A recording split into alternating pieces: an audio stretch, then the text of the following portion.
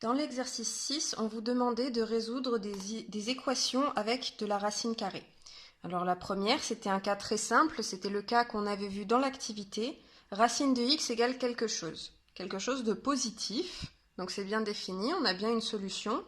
Donc il suffit pour ça de mettre des deux côtés au carré. Ici, ça va enlever la racine et ici, ça va nous donner la solution. Donc ça nous donne x égale 4 au carré, c'est-à-dire 16. Donc la solution, c'est x égale 16. Maintenant, dans le deuxième cas, c'était un peu plus compliqué parce qu'on n'avait pas simplement racine de x égale quelque chose.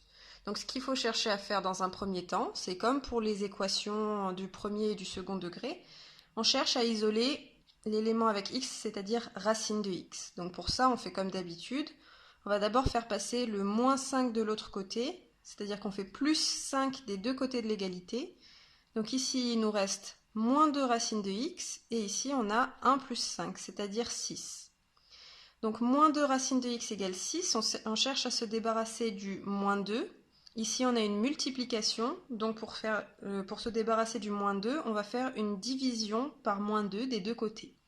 Donc à gauche, comme on a divisé par moins 2, il nous reste juste racine de x.